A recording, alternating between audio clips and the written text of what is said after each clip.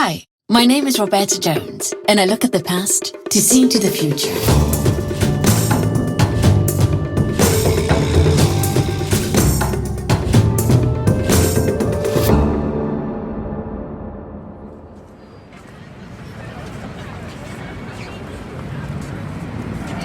Here I am in Rome, at the portico in front of the church of Santa Maria in Cosmedin, near the Temple of Venus, dazed by the noonday sun and the smell of hot stone. There's a long line of people waiting to test the magical powers of the Bocca della Verità, the mouth of truth. This is a huge round marble slab with male features, possibly those of the god Portuno, the protector of ports and sailors. Actually, in the beginning, it was not considered as art.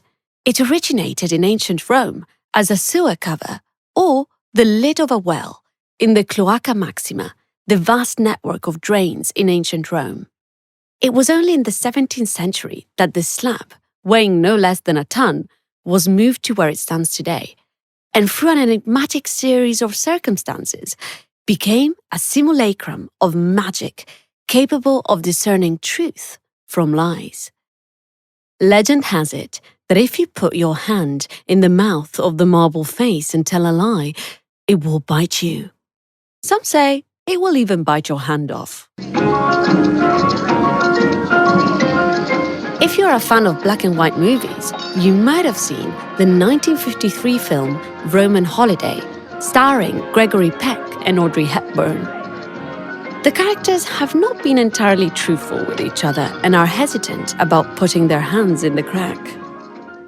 Indeed, according to Roman tradition, the mouth of truth was able to pronounce on marital infidelity, and jealous husbands would take their wives to swear their fidelity on the stone. One of the first mentions of the Bocca della Verità, or the mouth of truth, is found in the Mirabilia Orbis Rome, a text written in the year 1000 to describe the wonders of the city of Rome. It was basically the forerunner of the tourist guidebook. However, it was in the Middle Ages that one of the most famous legends associated with it began to spread. A woman was suspected of adultery, and her husband demanded to question her about it publicly. On the appointed day, a young man made his way through the crowd and kissed the woman, then went off, jumping and dancing like a madman. When calm returned, the woman was led to the mouth of truth. After sticking her hand in the crack, she recited, "I swear that no man has ever kissed me except my husband and that madman." The mouth did not bite her hand, and her husband was relieved that he was not a cuckold after all. So, was the wife telling the truth? Indeed she was, and I will leave it to you to solve the riddle. Spoiler! The young fool was her lover. The two had planned the scene so that she would not have to lie in public. According to another legend, the mouth of truth obtained its magical powers in the 6th century by an expert in the magical arts, a certain Virgil Grammatico, who entrusted the stone to expose traitors. Despite the Church Fathers' opposition to the use of amulets or magical objects, the customs that associated art and magic became deeply rooted in the Italian peninsula, and the mouth of truth has continued undaunted to wield its power to this day. But certainly, the mouth of truth is not the only work of art that has magical powers. And if we're going to talk about the dark arts, we have to bring witches into the conversation.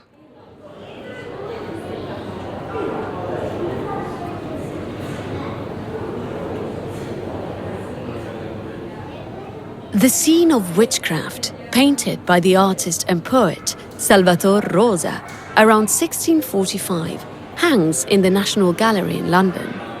It is an extremely enigmatic work because of its references to magic.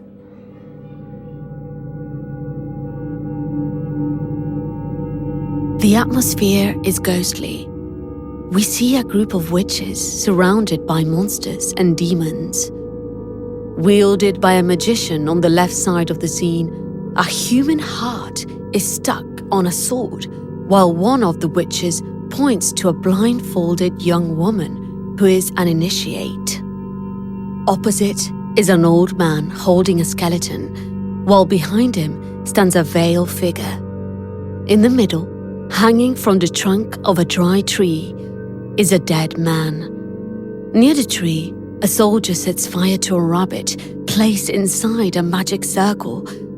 In the background looms the skeleton of a gigantic bird, whose beak indicates a witch about to throw a baby into the jaws of a monster.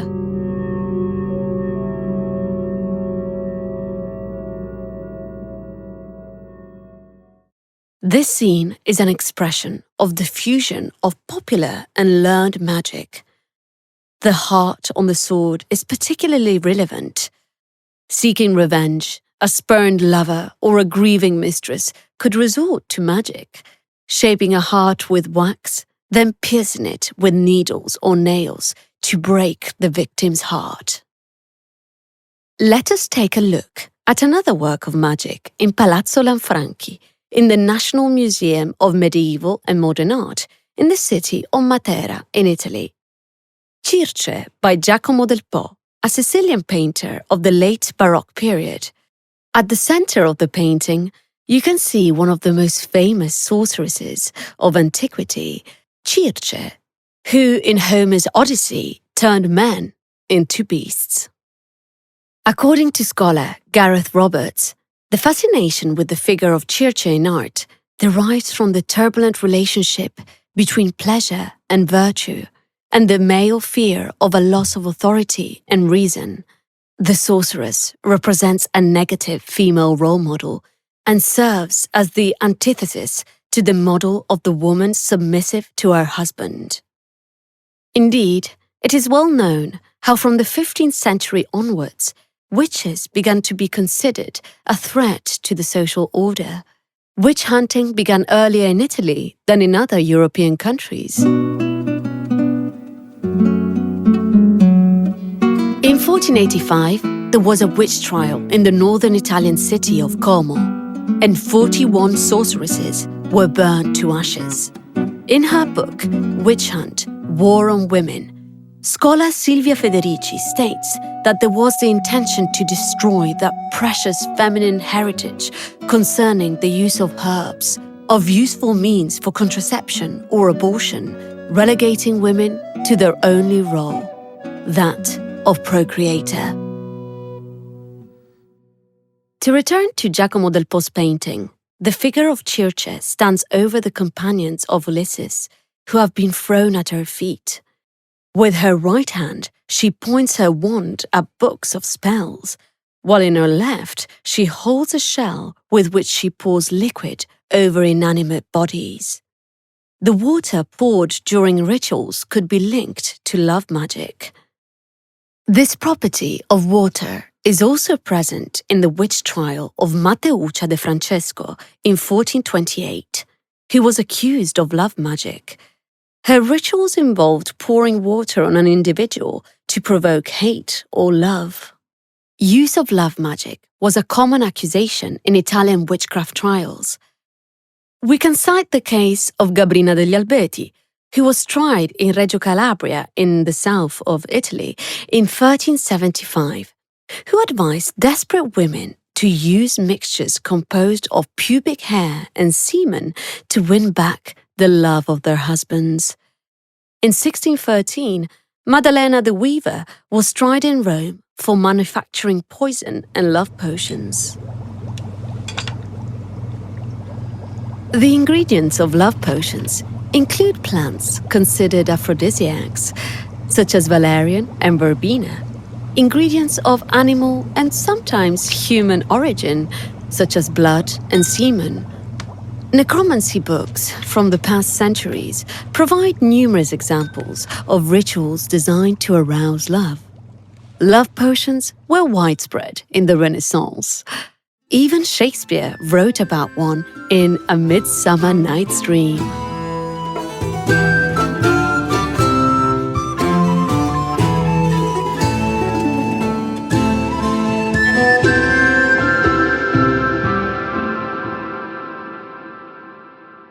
However, they were also around in Roman times.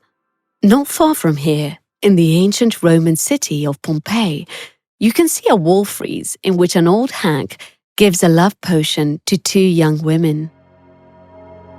We tend to think of witches as old women, poor and ignorant, on the margins of society. However, in a relatively modern painting called The Love Potion, painted in 1903, the English painter Evelyn de Morgan portrays a young, glamorous, intellectual witch with lots of books on alchemy, which show her expertise in the skill of witchcraft. She is wearing a gorgeous golden gown and is intent on mixing a love potion in a goblet, while a black cat stares at the viewer. Oddly enough, and very amusingly, even so-called contemporary artists, such as Marina Abramovic or Alejandro Jodorowsky, have questioned the relationship between art and magic. Take Marina Abramovic. In the video Balkan Erotic Epic, the Albanian artist traces some of the erotic rituals of the Balkans. Marina appears dressed in a sober black suit and reading glasses, which make her look like an academic, as she explains in her Albanian accent.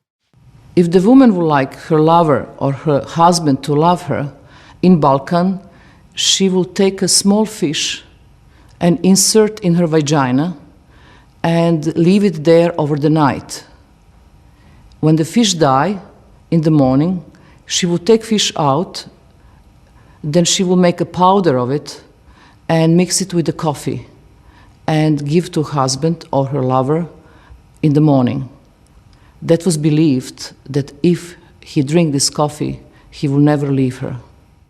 Marina Abramovic's artistic work is deeply connected to rituals.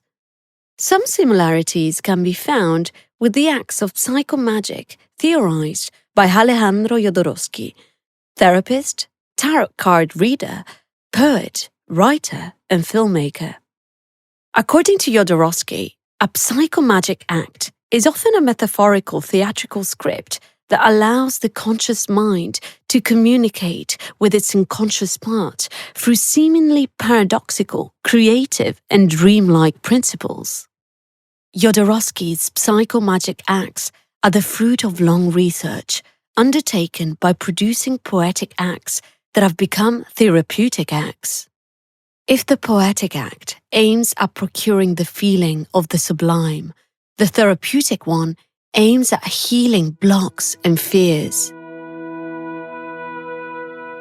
For example, if a myriad of bad events happen to the patient who convinces himself that he is unlucky, Jodorowsky prescribes a cleansing therapy devised by Mexican healers to get rid of harmful influences. Now, even if the patient does not believe in this, his unconscious will accept this imaginary cure as real.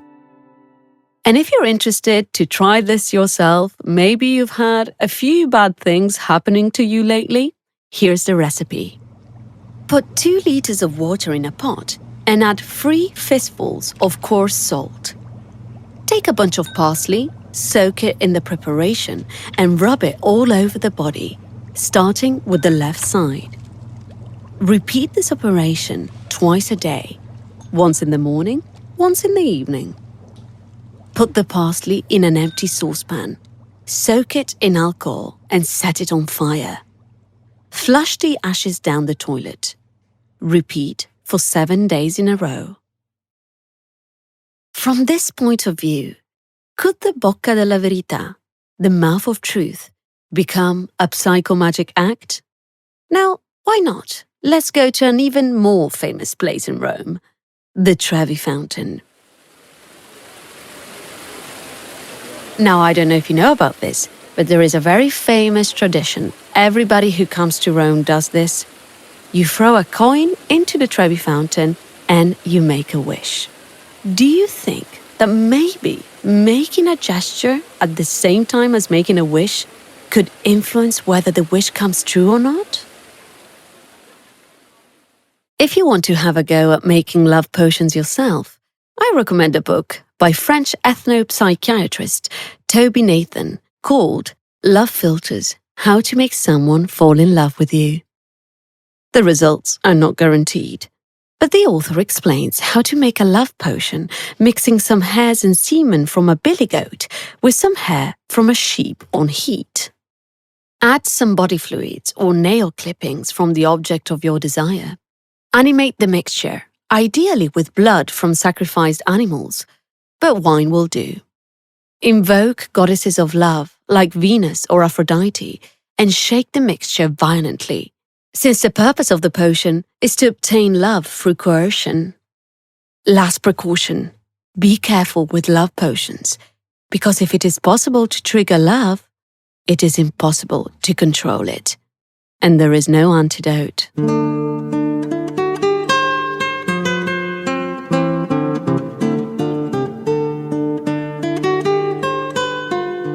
Now, if you think these spells and love potions belong to the distant past, you'd be wrong, at least in southern Italy. In the small Sicilian town of Paterno, where I grew up, it was quite common for people to consult a maga, a white witch, for advice on love, health, or financial problems. A young woman called Marilena, who used to clean our house, would entertain us with stories about her love life. She lived in our block of flats and was having an affair with another neighbor. The trouble was, her lover was also the paramour of the wife of a mafia boss who had put a spell on him by mixing some drops of her menstrual blood with the pasta sauce, and so binding him to her forever. My mother asked Marilena why she couldn't do the same, but apparently the lover was now wise to the trick and refused to eat or drink anything women offered him.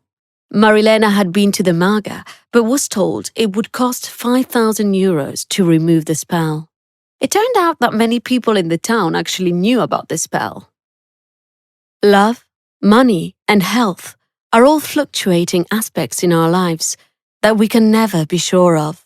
Indeed, research shows that more people consult fortune tellers in times of uncertainty, like financial recessions and the COVID-19 pandemic.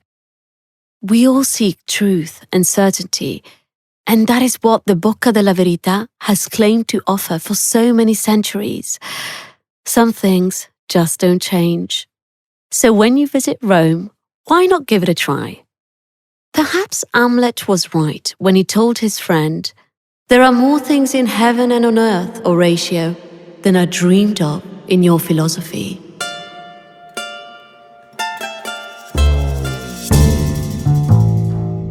And that's the end. I hope, as always, that this episode has inspired you, but please this time be careful with the potions, okay? As always, you can look at the paintings I mention in the podcast on my Instagram page, Roberta Jones Podcast. And I would like to thank Matteo D'Alessandro, our sound engineer, for the music, the sound effects, the editing, the recording. Paulina Spiekovic for the wonderful research and writing. And Catherine Ruth Halstead for the translation and editing of the text. Until next time, time travelers. Bye.